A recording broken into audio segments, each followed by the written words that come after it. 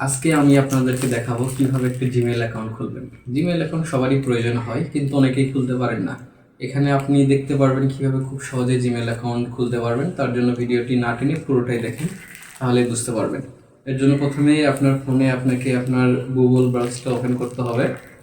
Google browser open করার পর উপরে সার্চ দেন ক্রিয়েট এ জিমেইল অ্যাকাউন্ট। তারপরে দেখেন তো 2 নম্বরে লেখা দেখতে পারতেছেন ক্রিয়েট এ জিমেইল অ্যাকাউন্ট। এই ক্রিয়েটিভ জিমেইল অ্যাকাউন্ট এর মধ্যে আপনারা ক্লিক করে প্রবেশ করবেন। এর মধ্যে এই যে দেখাচ্ছে মার্কিং করে, এর মধ্যে আপনারা ঢুকবেন। তারপরে দেখেন এখানে আমার আগে থেকে একটা জিমেইল অ্যাকাউন্ট লগ ইন করা ছিল, যার জন্য এটা দেখাচ্ছে। যদি এরকম আপনার থাকে তাহলে তো ডান পাশে কর্নারে ইউ লেখা থাকবে অথবা পিকচার দেওয়া থাকলে ওর ভিতরে ক্লিক করবেন। করার পরে দেখেন এখানে লেখা আছে, এরকম একটা ইন্টারফেস আসার পরে দেখবেন যে এখানে আপনার অ্যাড অ্যানাদার অ্যাকাউন্ট লেখা আছে। আমি তো মার্কিং করে দেখাচ্ছি।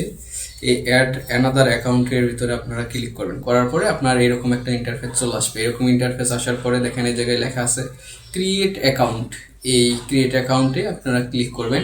ক্রিয়েট অ্যাকাউন্টে ক্লিক করলে দুইটা অপশন আসবে, দেখেন আমি দেখাচ্ছি।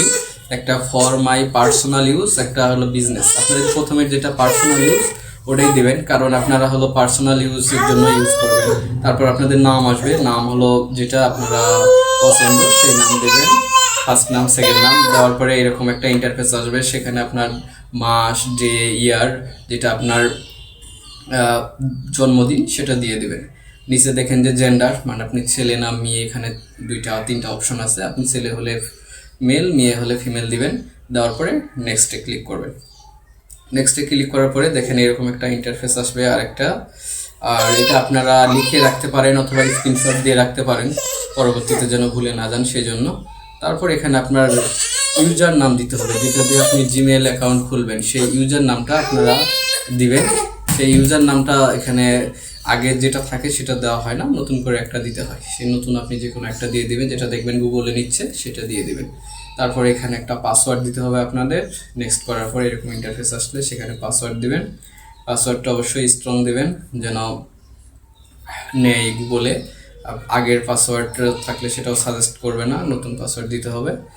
এর জন্য আপনি দিয়ে নেক্সটে ক্লিক করলেই আপনার জিমেইল অ্যাকাউন্টটা খুলে দেবে।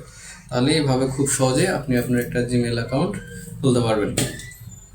নেক্সটে ক্লিক করার পর এরকম একটা ইন্টারফেস আসতে পারে। এটা হলো ডেস্কটপ মোডে আছে, যার জন্য এরকম আছে। আপনি এটা মোবাইল মোডে করে নেওয়ার জন্য তো কর্নারে যেটা ইউ লেখা থাকবে, পিকচার যদি দেওয়া থাকে সেখানে ক্লিক করে এই দেখেন ডেস্কটপ সাইটে ক্লিক দেওয়া আছে, উঠাই দেবেন, তাহলে এরকম আসবে। এটা আমার আগের জিমেইল অ্যাকাউন্ট লগ ইন করা আছে। এখানে আপনার জিমেইল চেঞ্জ করতে চাইলে তো পিকচারের ওখানে ক্লিক করার পর এরকম একটা ইন্টারফেস আসবে। এখানে আপনি এই তো নতুন যে জিমেইলটা খুলছি তো নিচে দেখাচ্ছে, এটাতে ক্লিক করলে আপনার লগ ইন হয়ে যাবে। তাহলে আপনি এভাবে খুব সহজে জিমেইল খুলতে পারবেন। আর অবশ্যই চ্যানেলটা সাবস্ক্রাইব করবেন। ধন্যবাদ।